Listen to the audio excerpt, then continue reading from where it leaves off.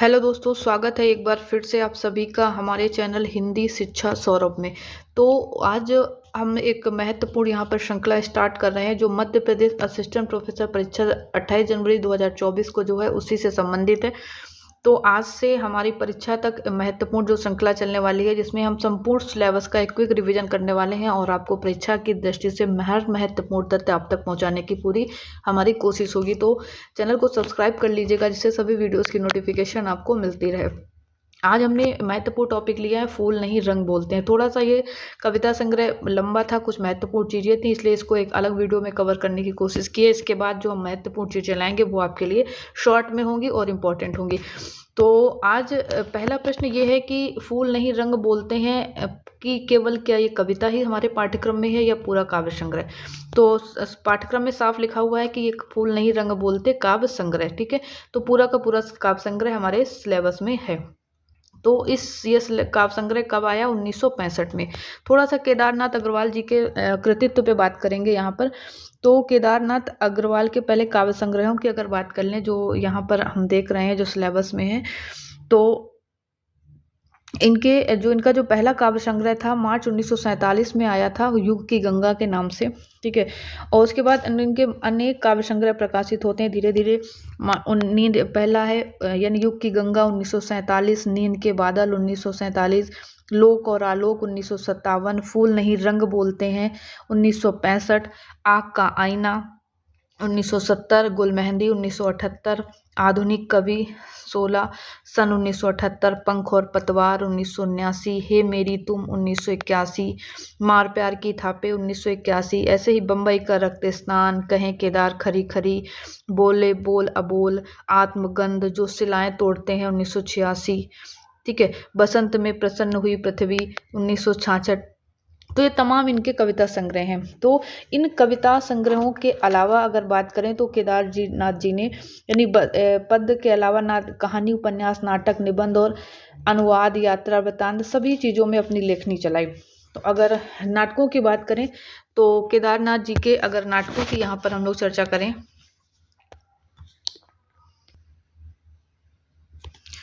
तो शूद्र, केदार, शेष, अशेष, ठीक है। और ये शूद्र ये क्या है? इनका गीत नाट्य है, ठीक है।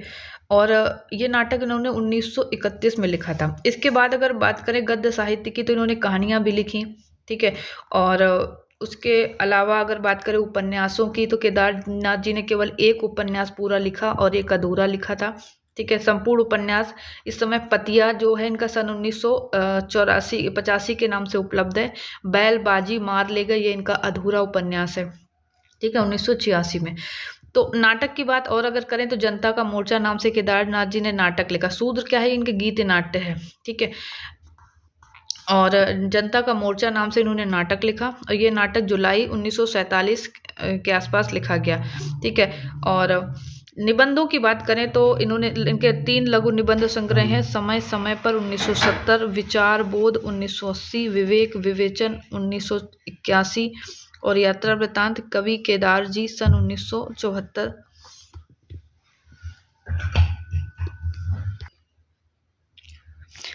रूस की यात्रा पर भी थे, ठीक है।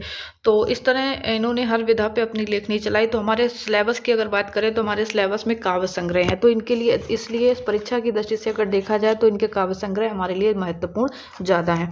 तो जो भी इतने काव्य संग्रह हमने बताए ये सभी आपको याद रखने हैं। तो हम बात करेंगे यहाँ पर अब फूल नहीं रंग बोलते हैं काव्य संग्रह की, जो कि 1965 में प्रकाशित होता है, ठीक है। तो फूल नहीं रंग बोलते हैं काव्य संग्रह की अगर बात करें तो ये केदारनाथ अग्रवाल का कौन सा है? चौथा काव्य संग्रह है, ठीक है। 1965 में प्रकाशित होता है, सबसे लोकप्रिय संकलन है। और इसमें क्या है महत्वपूर्ण बात कि 1955 से लेकर 1964 तक की कविताएं संकलित हैं। और इस काव्य कृति के लिए केदारनाथ जी को सोवियत लैंड पुरस्कार से भी सम्मानित किया गया था। और उन्हें इस प्रकार उन्हें फूल नहीं रंग बोलते हैं के कारण रूस की यात्रा का भी एक सुअवसर इसके तहत मिलता है, ठीक है। तो अगर बात करें इसमें कुल कितनी कविताएं हैं, क्योंकि पूरा काव्य संग्रह हमारे पाठ्यक्रम में है तो ये जानना भी हमारे लिए इम्पोर्टेंट है। तो इस काव्य संग्रह में 237 कविताएं हैं। कितनी है? करीब 237 कविताएं संकलित हैं, जिनमें 27 कविताएं युग की गंगा, लोक और आलोक संग्रह से जैसी थी वैसी ले ली गई हैं, और शेष 210 कविताएं पूर्ववर्ती कविताओं से अपने अपने विषय और शिल्प से जो काफ़ी भिन्न है वो ली गई हैं। केदारनाथ जी की जो इन कविताओं की अगर बात करें, विषय क्या, मूल चेतना क्या है इस संग्रह की कविताओं की, तो वो कैसी है? प्रगतिशील चेतना की ये सारी कविताएं हैं। वो खुद ही लिखते हैं, इसके भूमिका में अगर आप जाएंगे तो लिखते हैं, मेरी ये कविताएं में लिखते हैं कि केदारनी ने अपनी रचना प्रक्रिया को बताया। वो लिखते हैं कि मेरी कविताओं में शिल्प का सौंदर्य मिलेगा, जैसे हर सवेरा एक नए सौंदर्य का सवेरा होता है, वैसे मेरी हर कविता एक नए सौंदर्य की कविता होती है। ठीक है, तो केदारनाथ जी की अगर बात करें तो पूर्ववर्ती कविताओं में शिल्प के प्रति कोई आग्रह न होने के कारण ये बात इन्होंने कही थी। ठीक है, और आगे इस संग्रह की भूमिका में वो लिखते हैं, वो कहते हैं कि मेरी कविताओं में अनुभूत व्यक्तित्व तो है ही साथ उसमें युग बोध और यथार्थ बोध भी है। तो इम्पोर्टेंट ये चीज़ें आपके लिए हो जाती हैं, क्वेश्चन बन भी सकता है, भूमिका से बहुत क्वेश्चन बनते हैं, सभी परीक्षाओं में आपने देखा है, तो ये उन्होंने लिखा। ठीक है, तो अब इस काव्य संग्रह की बात अगर करें तो प्रस्तुत जो काव्य संग्रह है फूल नहीं रंग बोलते हैं, इस संकलन को कवि ने 4 शीर्षकों के अंतर्गत विभक्त किया है। पहला शीर्षक है वल्लरी तुम, धूप तुम, हवा तुम। दूसरा है अस्ति के अंकुर। तीसरा है रंग बोलते हैं, और चौथा है कुछ लिखी अधलिखी कविताएं। ठीक है, तो इसे कवि का प्रतिनिधि काव्य संकलन कह सकते हो आप। तो जो प्रारंभिक इसके 2 खंड की बात करें, इसमें पूर्ववर्ती काव्य संग्रहों की रचनाएं हैं और शेष में नवीनतम रचनाएं हैं। तो इसकी अगर बात करें दूसरे दोनों खंड की जो भी रचनाएं हैं दूसरे दोनों खंड की, वो सभी पूर्ववर्ती कविताओं के समान ही हैं। प्रकृति की मादक मोहक छवियों से सने प्रणय चित्र इस काव्य संग्रह की एक महत्वपूर्ण उपलब्धि है, इसमें आप देख सकते हैं इन कविताओं में। ठीक है, तो एक संदर्भ में एक डॉक्टर वंदना किंगरानी जी हैं, वो लिखती हैं कि फूल नहीं रंग बोलते संग्रह में वल्लरी तुम, धूप तुम, हवा तुम खंड में संग्रहित लगभग सभी कविताएं ग्राम प्रकृति की सुंदरता का अद्भुत नमूना है। छोटी छोटी पंक्तियों में प्रकृति का पूरा दृश्य चित्र कम से कम शब्दों में यहाँ उपस्थित है, जिसे पढ़कर ऐसा ही लगता है जैसे बहुत धीरे धीरे कैमरे का एपर्चर किसी दृश्य चित्र को कैद करने के लिए खुल रहा है। ठीक है, तो इस तरह से ये आप इनको यहाँ पे देख सकते हैं। प्रत्येक खंड की हम यहाँ पर बात करेंगे किसमें क्या क्या वर्णन है। ठीक है, प्रेम, प्रकृति और मानव की रागात्मकता के विविध पहलू इस संकलन में आप देख सकते हैं। ठीक है, और अगर इस संग्रह की अन्य उसमें जाएं तो इसमें हे मेरी तुम जो कविता है, कविता इसमें कवि ने प्रकृति का आधार लेकर अपनी प्रणय अनुभूति का मोहक चित्रण प्रस्तुत किया है। मनमंत बसंत कविता में बसंत की ऋतु के मादक चित्र उतारे हैं। इस संकलन के दूसरे खंड में जाएं जिसका नाम है अस्ति के अंकुर। इसकी जो कविताओं की बात करें तो इसमें प्रगतिशील रचना और जनगीत संकलित है। ठीक है, इस संग्रह की परवर्ती रचनाओं में प्रकृति के साथ साथ प्रेम परक कविताओं का पुट भी है। अस्ति के अंकुर, सबके लिए, तेज धार का कर्मठ पानी, हम ना रहेंगे, कंकरीला मैदान, वह चिड़िया, ये विशेष उल्लेखनीय कविताएं इस दूसरे यानी शीर्षक की हैं। ठीक है, वह चिड़िया में कवि ने चिड़िया के बहाने उदात्त मानवीय मूल्यों को उजागर किया है। तेज धार का कर्मठ पानी में प्रकृति चित्रण में मस्ती, उल्लास और जिजीविषा दिखाई पड़ती है। मोर्चे पर नाम की कविता में कवि ने मेहनत कश जनता की आत्मशक्ति को विजयनी रूप में दिखाने का प्रयास किया है। ठीक है, तो इस संग्रह के तृतीय खंड की अगर बात करें जिसका नाम है रंग बोलते हैं, इस खंड में कवि ने इसके आधार पर इस संग्रह का नामकरण ही फूल नहीं रंग बोलते हैं किया है। ठीक है, तो जिससे कवि का प्रकृति परक स्वस्थ दृष्टिकोण और लगाव दिखाई पड़ता है इसमें।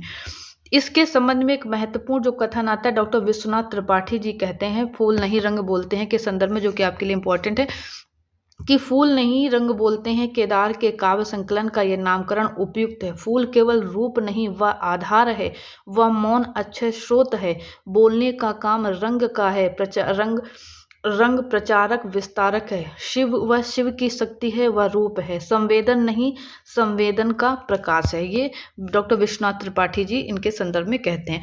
तो इस संग्रह में प्रकृति के प्रेम के अतिरिक्त सूक्ष्म संयोगों से निर्मित दार्शनिक आशय से पुष्ट छोटी छोटी कविताएं आपको मिलेंगी।